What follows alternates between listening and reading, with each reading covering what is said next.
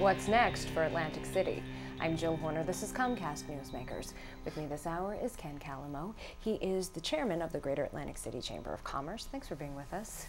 Pleasure to be here. When we talk about the future of Atlantic City, what are some of the priorities as you see them coming out of the governor's plan, coming out of what's happening at a local level as well? I think what you're going to start seeing is a focus now on probably three areas. One is marketing and broadening the marketing dollars and using them to enhance Atlantic City's perception in the world at large. You're going to see emphasis on clean and safe and making it a really tourism attraction, making people feel much more comfortable about being in Atlantic City and changing that perception that is out there. And then I think you're going to see a lot more regulatory change that's going to take place, that's going to streamline some of the processes and make Atlantic City a good place for investment and more capital coming into the city. Beyond gaming, though, what types of things are we going to see in terms of Atlantic City? We've seen increased shopping, we've seen high-end restaurants and other retail establishments coming in, but will there be more of a focus on shows and entertainment and sports tournaments? Oh, without question. I mean, we've already seen, I think, a big step up in what's happened in the entertainment world in Atlantic City. I mean, Atlantic City just recently held a 3-day concert with Fish. There were 45,000 people in that city. You know, that has a major ripple effect throughout what happens in the environment, you know, whether restaurants to retail, and I don't think that's going to stop.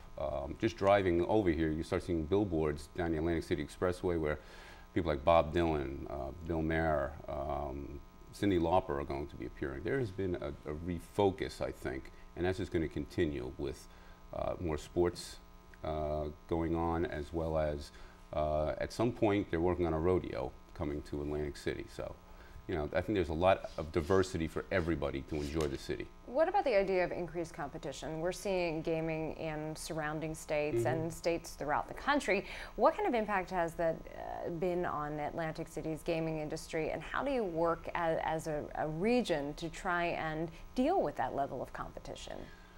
Well, there's no denying the competition's out there. I mean, we're going to have to live with that, and I don't think it's going to slow up. We need to focus on all the great assets we have. One of the great things that's happened recently since the governor announced his plan is this incredible working together. The industry is working together.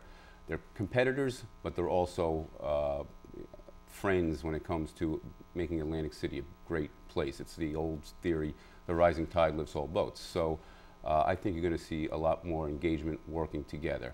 We have some great assets. We have a beach. They don't have a beach at some of these other casinos. We have a boardwalk. We have some great restaurants, great health day spas, entertainment, nightclubs. I mean, the list goes on and on. I mean, Atlantic City is a destination now. It's not a one-day stopover bus trip, okay? And I think we're just going to continue to work at that. So beyond what's happening in surrounding states with gaming and increased competition, let's talk a little bit about some of the ideas associated with what's happening within the state. What about the idea of slots at the Meadowlands, for example, or the idea that the Hansen report called for, that the casino subsidy for the horse racing industry be stopped? What does the chamber feel related to those issues? Well, as an industry, the horse racing industry as a whole, I think we would support the horse racing industry, but it's about time. They need to stand on their own, okay? We would not support the $30 million continued subsidy.